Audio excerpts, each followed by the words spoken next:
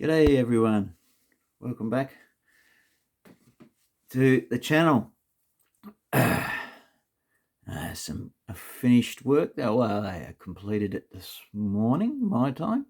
Applied the varnish, so I guess the painting was pretty much all done yesterday. So now these chaps in front of you here, 28mm metal miniatures from Medbury Miniatures, made in Australia. So, yeah, I've featured Medbury Miniatures on the channel here before. I painted some of their Dark Age stuff, and I'd be very happy to paint more of their stuff.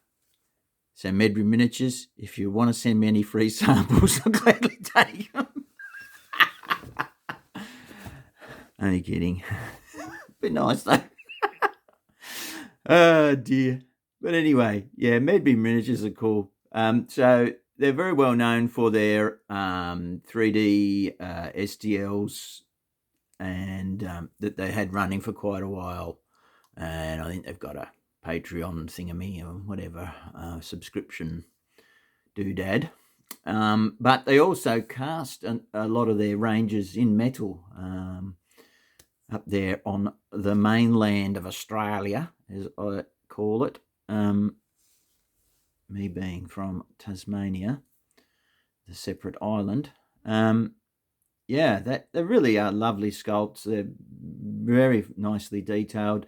The metal castings, nice and clean, ready to go. I really like the hands as well for the spears over the back of the pikeman. I'll switch these two around, and you'll get more photos at the end. But the spears are, that's how I like hands to be, in that you use a pin vise drill and you drill out the hole or holes to secure the weapon. That is, for me, 100% better and more secure than the crab hand, which was the old way of doing it. And hopefully more manufacturers are listening, and I've seen certainly Footsore have done it for a long time, but hopefully other manufacturers will all do that, because most of us as hobbyists can get a hold of a little pin vise drill. Often the place we buy our paint from or whatever sells things like that, so, and they're super handy tool to have anyway. So yeah, and it gives a much more secure hold for any weapons. Okay, now these chaps are for my mate Mark in New Zealand. Choice, bro. And these choice figures, yeah, they really are choice. They are for his Age of Chivalry project, or one of them. Or he's a big, long-time Saga player, gets all the books and all that stuff, and has got all sorts of armies. I've painted all sorts of armies for him on it, and I've got a shed load of Huns here, a massive mounted army of Huns that I've been putting off. But yeah, he's quite excited about the Age of Chivalry project, and he's basically gone for pretty much an all, the majority of Medbury miniatures. I think he might have. Is that right, Mark? You've got some periplastics maybe at your place. I'm not sure, but anyway, yeah. So he's. I've got a project box with a heap of Medbury miniatures, and I think these are targeted at the early 100 Years' War. So Nick, the medieval wargamer, if you're watching, this could be of interest to you, because these are very nice castings, my friend. They are very high quality. Now, how they compare in size-wise to others, I imagine they're pretty much on par. I mean, some ranges are known for being a slightly oversized, and we're kind of familiar with what they are. Vitrix Plastics, looking at you, they're kind of on the big side. But as far as most, from what I've seen and from watching Nick's medieval wargamer videos and size comparisons, I think these would fit in quite nicely, size-wise. Very detailed, very crisp, very clean, really lovely sculpts. So now Mark's idea with this project is for one of his Age of Chivalry war bands is to make a sort of a loosely Scottish themed band. It's not like meant to be hardcore, strictly historical, but it's set in that sort of and I don't know enough about that period myself. But yeah, all I know is it's about early 100 Years' War, because when you look in the medieval section on the Medbury page, you see a lot of the figures are for 100 Years' War and early 100 Years' War. And the main difference between the later 100 Years' War and earlier period, as far as I can see, and if you've watched Nick Medieval Wargamers videos, you'll see that he talks about that earlier period had much more of the mix of chain mail, and with plate additions as well. So it's a mixture of plate and chain, whereas later you tend to get more moving towards a lot more plate. Now these chaps, granted they're not knights, in front what you've got is a levy of archers. These aren't necessarily the old pros of the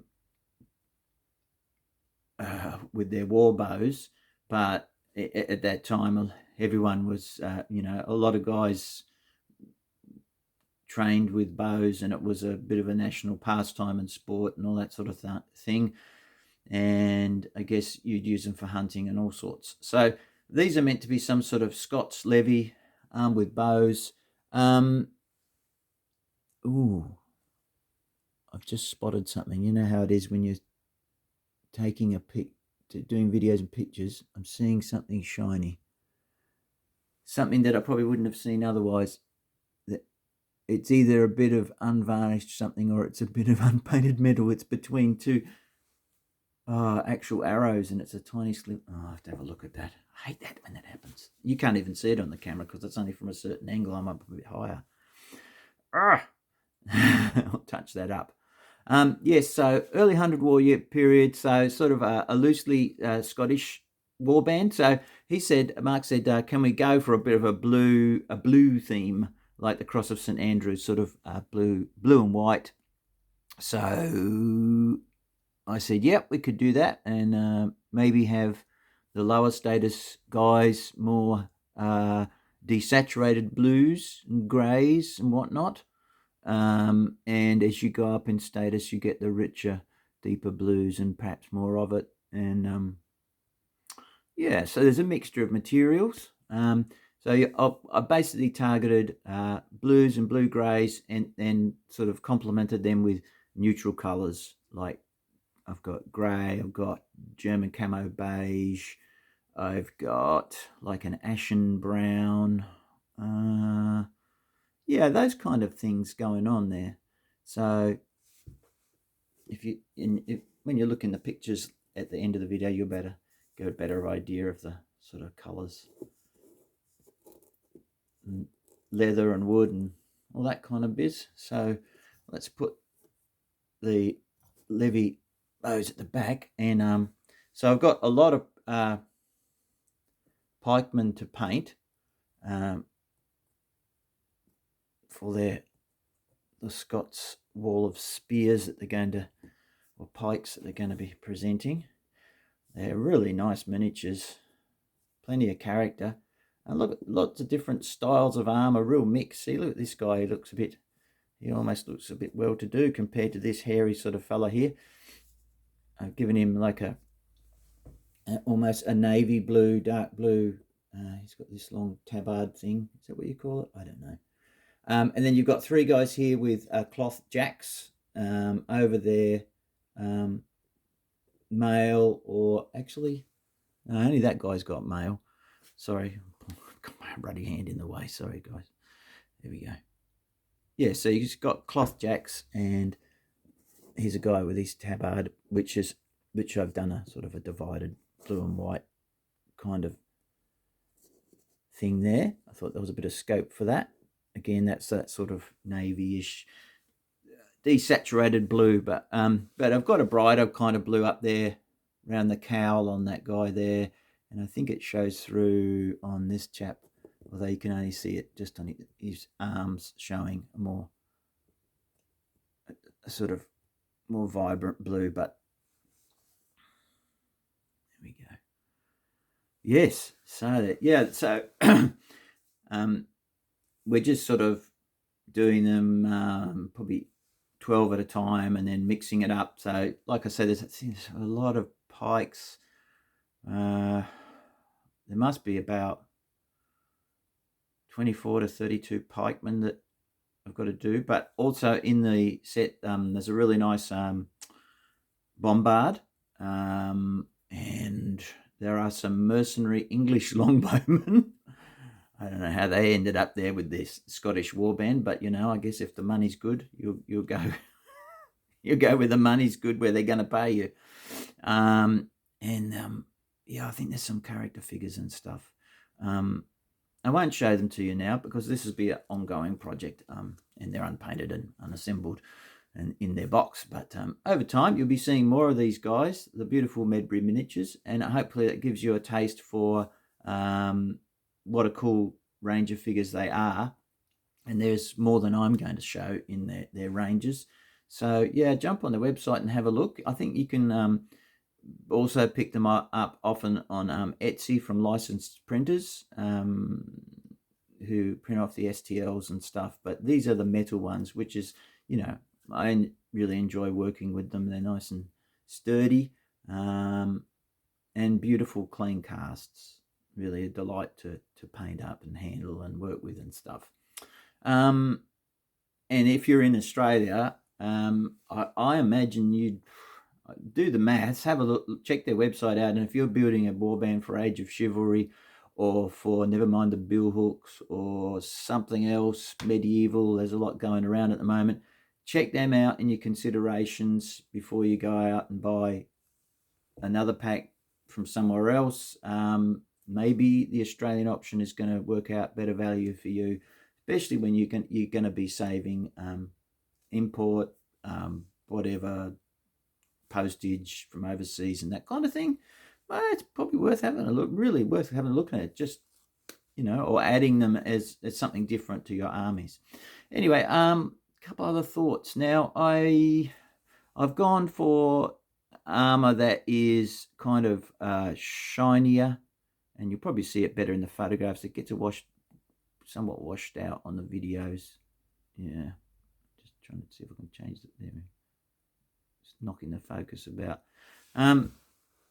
Shinier armor than I would normally use for my Dark Age stuff, because I think that's probably perhaps more appropriate. I don't know. I could be wrong. Now, the other thing I've done with these, I've varnished these all with Winsor & Newton Galleria varnish.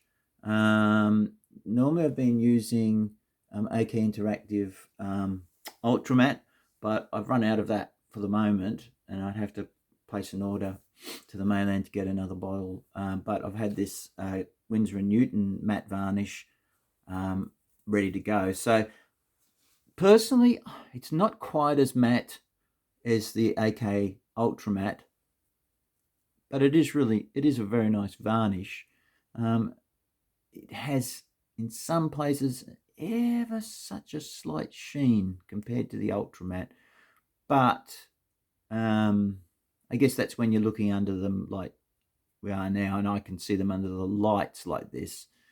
There's a slight sheen, but it's very, very slight, and it's Winsor & Newton, pretty good quality stuff. Certainly I've found their paintbrushes to be good over the years. But let me know if you can notice any difference. But I think they preserve the colours really well, and should provide a nice layer of protection to some degree. What else can I tell you? Not too much more. Yeah, but just you can see with the pikemen, different blues I've used, bluey greys and blues, and other stuff that they're wearing, I've gone for neutrals, and that chappy here on the end, it's got the white as well, the split, whatever the term is for that. Yeah, so pardon my ignorance on that sort of exact period of warfare. That hopefully I'll learn some more as I go along. Um, yeah, because I'd like to. I'd like to know a bit more. Um, hmm. So that's it, I think, for now. This is the start of the Age of Chivalry, sort of Scottish type war band for the early 100 Years War type of period. And I hope you enjoy that. If you've got any questions, please drop them in the comments box below and I'll try and answer them. Don't, as I always say, don't leave it too long because I'll forget what I did. Because I do have people coming back a long time, years afterwards, sometimes on some videos and asking me a question, but it's too late. It's all gone by then. But yeah. But thanks for watching this one. Not sure what's coming up next. I'm waiting on some reinforcements in the post from Albie and from Gary, and still waiting to hear back from another guy, Hayden, about his Napoleonics, if he wants me to go ahead or not. And Mark's got a heap of stuff here for me to paint, and I may even take some days off in the next week because my wife's got some time off from work, and I think that would be appropriate. But we'll probably end up doing some jobs in the garden or something like that. All right, guys. Thanks for tuning in, and I'll catch you in the next one. Enjoy the pictures. Bye for now.